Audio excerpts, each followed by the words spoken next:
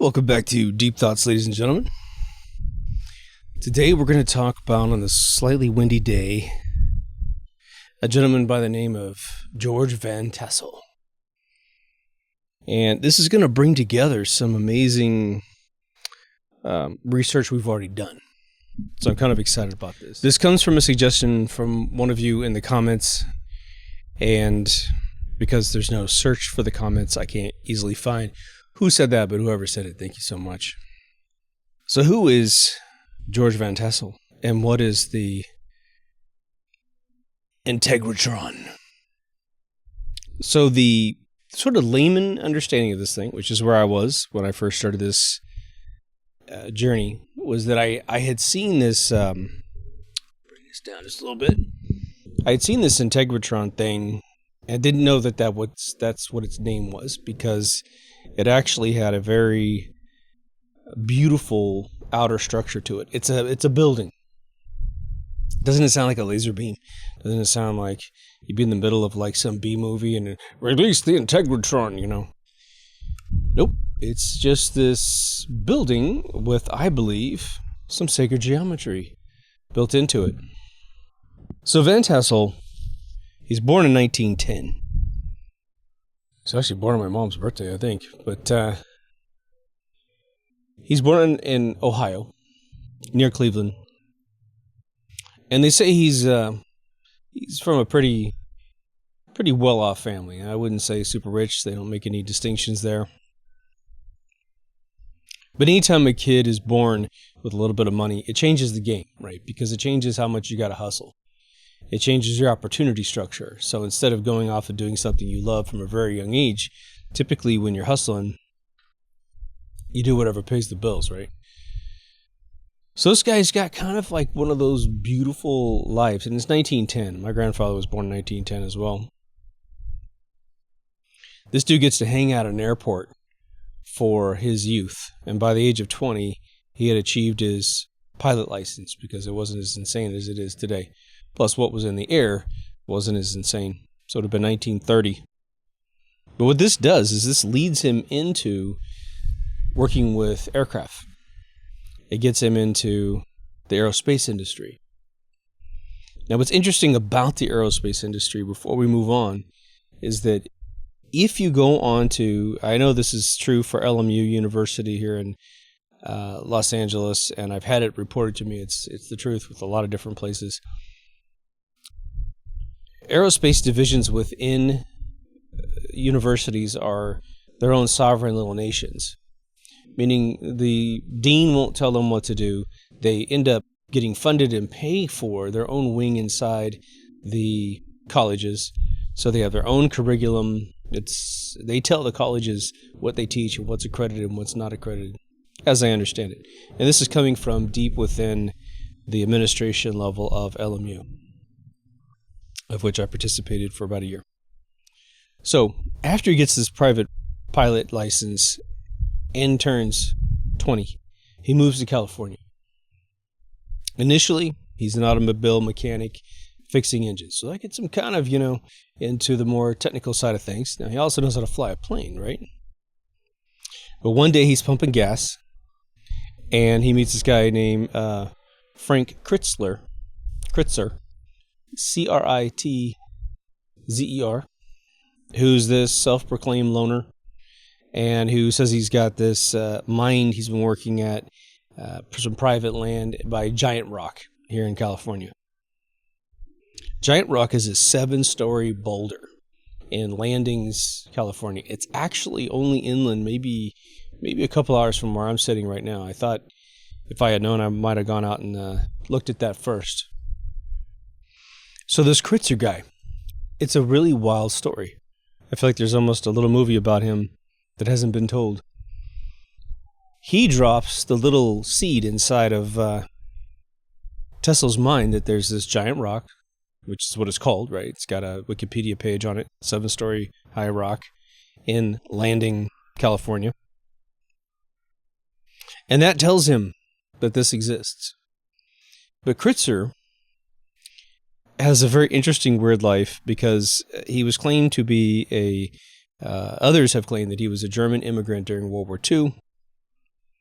He was born on the U.S. Kritzer as a ship. He was he was investigated as being a spy, and he kills himself with a dynamite explosive. Sounds a lot like Jack Parsons, right? So when Tassel hears about his buddy Kritzer dying, apparently of suicide by dynamite, I mean, pretty cool, right? I mean, you just feel a little pillow puff and you're gone, right? He goes to the Bureau of Land Management and leases the land where this giant rock is. His methodology of getting this land lease put together is that because he's a pilot and familiar with aviation, there's an airstrip up there that needs constant maintenance, and he's like, hey, I'm a pilot, licensed, been around planes my entire life, and I worked at an airstrip as a kid. I'll take care of the airstrip. And they're like, oh, that's great. Hey, we'd have to bring someone in otherwise, and you want to do it voluntarily? Awesome. So it gets better. So from 1930 to 1947, he becomes a flight inspector. And towards the end of his career, because he's working for Douglas Aircraft, Hughes Aircraft, and Lockheed, right? He was considered to be one of the top inspectors by 1947. So in 17 years, he became the OG dude. Well, 1947, he's 37 years old. So imagine this. You're 37 years old, you're on the top of your game, and you leave the industry. And the industry is utterly booming in 47. Anybody who studies the birth of airstrips in general, it wasn't until after really World War II that America had airstrips built everywhere, airports. I think I told you about an episode where they were actually debating between, seaplanes, sea jets that would land in the sea, big giant boaty planes, and normal aircraft, right? So he takes his whole family out there and starts to chill out. So he goes out there and, Kritzer was the dude who went out there first. And Kritzer had kind of this nomadic lifestyle, very conservative home buildings that he lived in. And this is exactly what Tassel did. He just said, we're going to live like my buddy, keep it cool.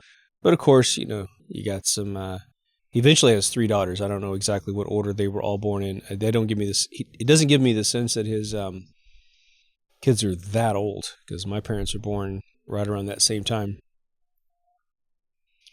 Eventually, he builds a cafe, he builds a gas station, and he has a little guest ranch that he rents. And so he starts monetizing it. Because people are in the middle of nowhere. I mean, I'm on the coast of California, right here in Southern California. Landing is like halfway between me, if you just drive a line straight east to the border. So it's halfway to the border, roughly. So you got this giant rock, okay, and the rock is up against a landmass. And so he excavates underneath this rock, which I'm assuming wasn't rock, because it would be pretty tough to do. But he excavates a little 400 square foot place. So just a teeny tiny 20 by 20 spot underneath this rock on one edge, so that people can go down in there. And so he starts going down in there. And of course, it's probably got the opposite polarity of any weather that's on the outside. So if it's cold outside, it's probably warmer down inside this little spot, and vice versa for the heat, especially during the heat, right? So by 1953, 5 years later, I guess 6 years later, he starts hosting. I mean, this guy's an entrepreneur of sort of community experiences, right? So he brings people down underneath there, and they start doing meditations. And for 53, it's not like there weren't Americans that knew about meditation, but I think most Americans had no idea of sort of Eastern religion methodology. So this is where it gets interesting. And again, like I said, this is where you get the dude who, he's a little bit advanced. Like I always say, it's the guys in their late 50s and beyond that start seeing UFOs and coming up with the story to be special. This dude was so ahead of his time because of his capabilities. Apparently his brain was just on fire. He ends up doing it at 43 years old. Because in 1943, he says he was asleep. He said they slept outside about 8 months out of the year, which apparently is a big thing that wealthy people do from Europe. And the only reason I say that is that when people came over here and founded Filoli House up in San Mateo area of California, or the Campbell House where the Back to the Future movie was created with it, where the Doc lived. I went and toured these places. Filoli several times, had a membership at Filoli. They always had areas where they said, okay, these are the beds where people would sleep outside. Even in the wintertime, they would have these special beds with really thick sheets, and they'd bring it all the way up to your chin, and they'd have a little thing for your ears, and your face would basically stick outside. Jesus Christ, it's fucking wind. But he says he woke up, and he goes, usually the dogs are barking quite often, right? He says he wakes up, no one's barking, and he sees a man. And he's thinking, because it's 53, Americans are pretty chill with each other, have some integrity. He thinks, well, maybe this dude just ran out of gas. Until he realizes the guy is about 8 feet off the ground, and that he has a vehicle hovering in the background. And this dude claims to be from the planet Venus, which, again, if you think about the time in the history of sort of astrological astronomy and what would be some of the catchphrases in 53, Venus was, it's on the other side of us, closest to the sun, and Mars is on the other side, closest to the outer planets. And so you have like this duality between Martian stories, and if you want to be edgy, you do the Venus story. It's almost like Mars, the god of war, is always going to be the Martians coming in, little green men from space trying to kill off Earth. And then the ones in the Venus direction are the peaceful, nomadic, or Nomi folks, right? Sorry about the planes. But apparently through speech and telepathic communication, he wants to tell Tassel, George Van Tassel, about this Integratron technology so that he can bring it to Earth and heal the human body. Now, if you go back and look at my episode on the geometry, the sacred geometry of structures, it should only be like 10 episodes back, and where we go through all those cathedrals, we go through all those domes, and we go through some of the mathematics, theoretically, on how this thing focuses energy down to you, this is what the Integratron is. But once he has this experience and then writes it down and gets it all straightened out, by 1954, he starts inviting people to this area to be rejuvenated by this Integratron. But it takes a while to build this thing, and it's questionable whether or not it was ever completely finished or not. They kind of say it wasn't finished, but it looks pretty darn good. But what it is a wooden dome, just like you would see in any Capitol building, mosque, any type of any structure you've ever seen with these beautiful domes, except he had a very interesting principle behind it, which is that it's not to have any metal that's just willy-nilly used to hold it together. So no nails anywhere, no brackets anywhere. It's all going to be glued and forced together, which consequently is sort of an arts and crafts technology of putting together homes. Like the Campbell House, where Doc was from Back to the Future, is got this old technology where most everything is fitted together like the Japanese do, right?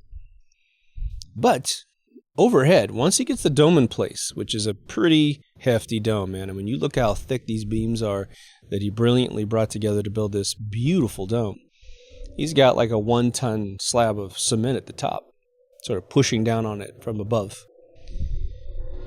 But the other thing, too, is that the dome completes, and it's like an observatory, or, observatory, where it comes down a little bit further to create the walls. So from outside, it looks a bit like a UFO. It actually has windows all the way around it, which again, every inlet of, ethereal opening meaning where the thing isn't obstructed by a particular solid material.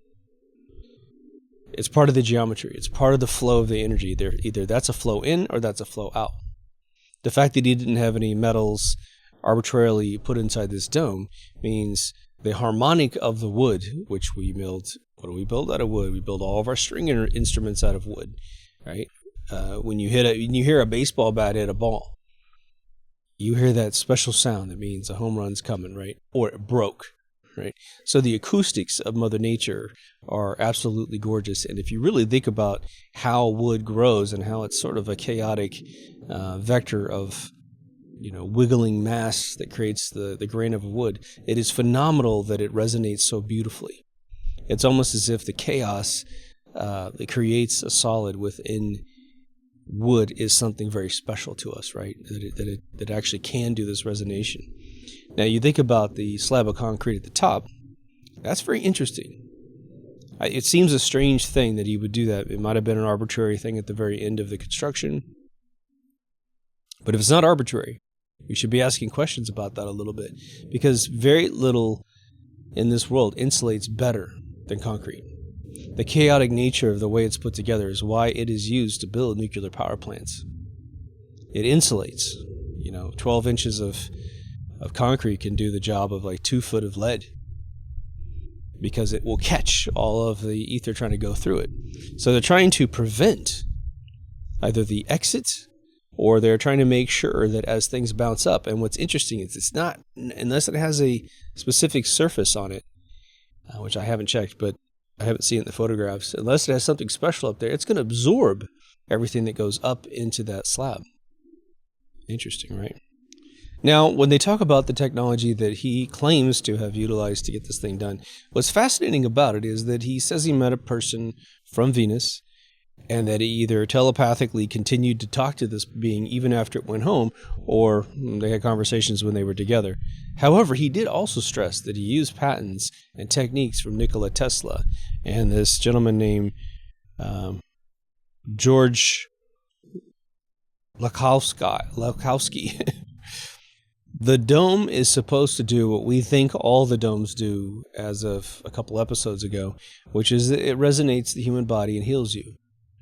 Now remember, the Royal Raymond Rife microscope resonating away the microbe, submicron, crystalline protein beings that create cancer, that create everything that makes you sick in the world. Remember the guy in Egypt who said that they're not temples, they're hospitals, and you lay on the quartz bed and they vibrate you with direct current created from the power supply of the pyramids themselves, healing you.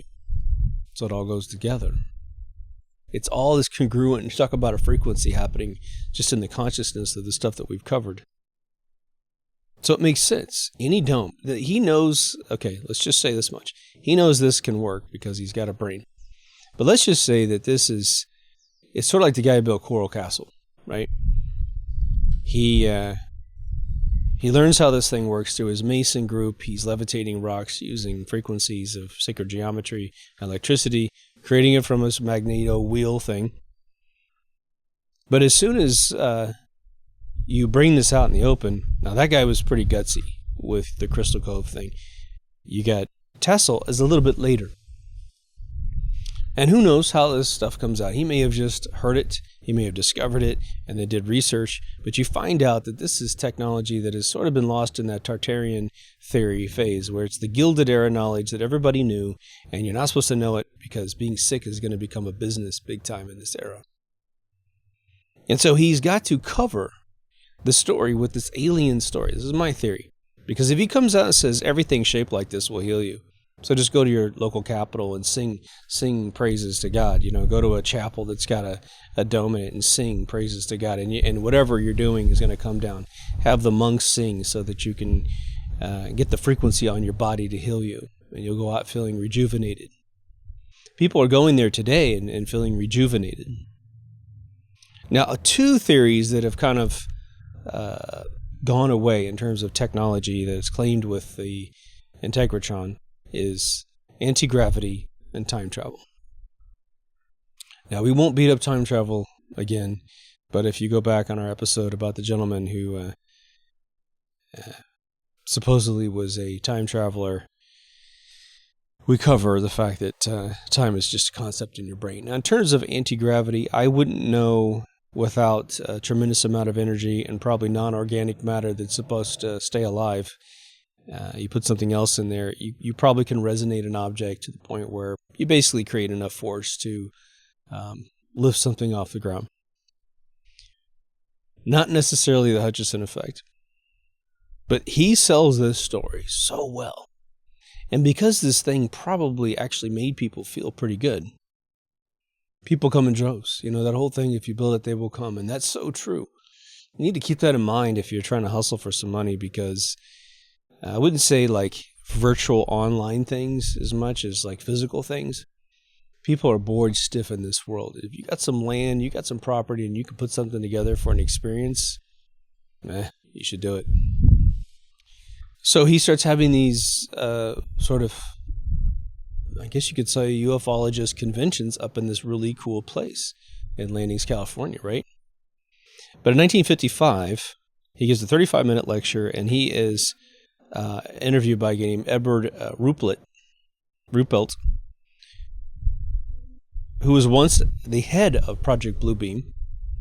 This is 55, you know? I mean, like, I always feel like the Project Bluebeam stuff wasn't really admitted until much later in the 70s when they had, you know, television shows that were trying to exploit it. Apparently the OGs go way back. So eventually Tassel, he gets enough of a following. He feels like we have to go to the next level. You know, I always talk about we should create a Deep Thoughts University. So what does he create? He creates the Ministry of Universal Wisdom and the College of Universal Wisdom. The purpose is to teach people how to communicate with people from space. Now let's think about that real carefully there.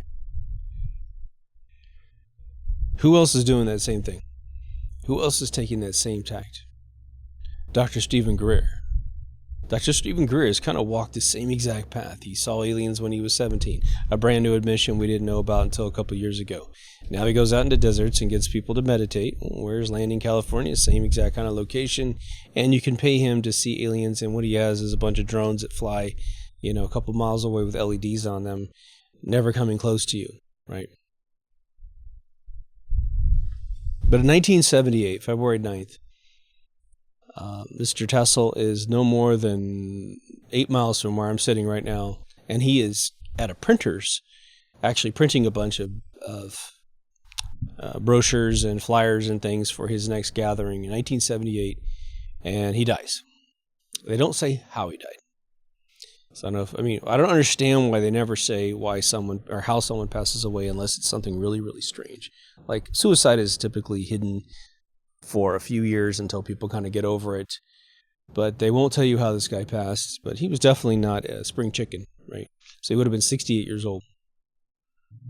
Or 67, about to turn 68. So the methodology behind this dome is actually sort of obviously a little shrouded in terms of exactly how it works.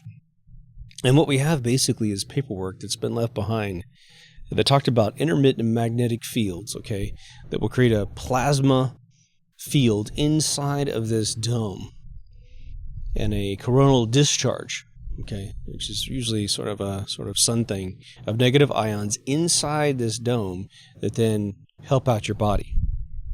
Very strange theory, which is probably incorrect, okay? You would not want to bombard your body with ionized energy. You just wouldn't want to do that because you never want to express on your body one polarity in any excess, because your body will then move to the other polarity, trying to be the opposite that attracts the other opposite, right? One of the reasons why we don't eat processed foods is because they're ionized dead foods. That's why animals don't eat dead things, because they understand that those that didn't make it, right? It's just in their genes. So you want to be living as close as possible to the point before you eat it. When it's ionized, that means it starts to be like almost an oxidated chemical. Why do you think ice cream gets weird tasting when it's in the freezer for a very long time? It's lost its fluidity of its natural construction. Starts tasting like iron. Starts tasting strange. So the Tesla connection was with something that's called the split ring resonator, which hits you with really wide beam EMF waves, which will resonate your body. And that makes a hell of a lot more sense to me in terms of being able to shake your body. I mean, if you could just shake your body in a way that the little tiny things get more damage than the big structures in your body, then you're killing off all of that, like Bacillus typhosis that creates cancer. I mean, this is all theoretical, of course. But what they call this material, everything he chose to build this thing out of, is a non-ferromagnetic materials. Essentially, something that won't interrupt what is going on, so that when you start emitting a frequency within a particular vessel, it will resonate it in a vector and not change it. So it's not participating in modulating what is actually being originated, which is a good thing, because, you know, imagine you had a machine and it was like, hey, if I broadcast this sound at you, it will heal you. The problem is if it bounces off the ceiling and the ceiling's got a bunch of nails in it, it'll change that frequency, come back at you, and maybe start shaking good parts of you apart. Or, you know, killing off the good so that the bad can live inside your system, overwhelming your immune system in general, right? So he passes away. And this thing is just sitting there because it's 1978. What's really popular in 1978? Well, disco music was really, really popular. Saturday Night Fever came out in 75. John Travolta's cutting it up. Bee Gees are big. So they're looking at this building, and, you know, obviously they understand the rumors about the building. And, of course, when the guy said that if someone from Venus told him how to build it, they're all looking at you like, okay, it looks like a dome building to me. And so they weren't taking the building serious after his passing, and they almost immediately wanted to lease it and turn it into a disco out there in the middle of the desert. Now, for those of you going, well, that seems like a really weird thing. I mean, this is in the middle of nowhere. You have to understand that disco was almost, it became popular in the mainstream, but it was invented by sort of the gay community to have something special to themselves. And so just like Palm Springs was cannibalized by a group that's like, hey, we want to be together, but we don't be persecuted by humanity. So we're going to have this really cool, chill desert location. We're going to make it look amazing. So that's part of probably what was going on with the Integratron at the time. It never happened, but it sort of just goes into limbo, and it sort of all the buildings start to rot down, except for this Integratron thing, because it's just well built. And then the gentleman had 3 daughters. George had 3 daughters, and apparently in the turn of the century, around the 2000s, they got together and said, you know what, this is Dad's work. I think there's some merit to what's going on. And they either bought it or leased it and have been taking care of it ever since. And if you're interested in ever visiting this place, as of November 2022, you can go there from Thursday to Sunday to visit. Monday through Wednesday, they're not open. Holidays, they're closed as well. I checked it out. And they have all kinds of cool things that you can do in there. There's a hardwood floor in there. The place is immaculate. They painted the outside. It's all fully restored. It probably didn't lose much integrity because they knew how to, bug-proof wood and that kind of thing. But they put down this gorgeous wood floor that apparently is like really polished and nice. And what they do is they lay these little cot bed things down without a frame, right? You're laying right on the floor in this nice puffy thing, and then they have like sound bath gatherings where they take a bunch of those sound bowls and do the wand inside them. And I will tell you what, if you haven't had a friend bring one of those over and do one of those rituals to you, I had a friend send me a video of her doing it in her living room, and I will tell you that the amount of healing you can feel out of a frequency is just remarkable. Being in the same room with them, even better. My old roommate, she used to have one, and it's just phenomenal. And what's actually interesting is I know people that own them, they never use them, and they don't understand what they're for. It's the most bizarre thing. I mean, if I should just get one of these things, but I kind of live in an area where I shouldn't be making a bunch of noise like that. But it's phenomenal. You can just feel it. You can just feel your body healing. It's the craziest thing. Your mind focuses And you sort of have this like purity of heart. It's an amazing thing. And it should be noted that, the funds that he used to build the Integratron were all sort of donations from people. And apparently Howard Hughes was one of his biggest donators, contributors, and because he was a fellow aviation guy, right? So to loop back for 1 second, when you study the publications that he was coming out with, which again is to build this mythos around the entire device, right? And again, I ultimately think that it's either one of two things. He understood they're just powwowing with individuals from the aerospace industry that, hey man, do you know domes do this thing, right? And we've changed structures to kind of turn them off. There's still several of them that still work. So you want to go to a place and get some sort of frequency healing, go here, go there. Or if he truly thinks that he did get visited by someone from Venus, a very trendy planet to be talking about in 1953, then I will remind you to go back to the Future when, was it Marty McFly? He goes to his father because he has to have his father approach his mother, and ask her out to the dance. And he was resisting like crazy. And so he puts this Walkman on his head and he's dressed in a hazmat suit and he's playing like heavy metal music to him. You all remember it. And he says, "I'm Darth Vader, and you will," and he does like the Star Trek sign. He says, "You're going to ask the scroll out and it's going to work out." Okay. So, that would be like a ultra fringy technique of getting this guy MK Ultra to recognize this thing that's been known. But I don't believe that. I think he just figured it out one way or the other. And what's interesting about this tack before we move on here is that I do believe that there are areas of science and governmental science especially where you kind of have this old boys club where it's a big wink wink nudge nudge thing. Well, this the moon is this way, or this is the Earth is shaped like this. That thing. We don't have any pictures from Earth that aren't a composite from NASA because it has to be a composite, as NASA says, right?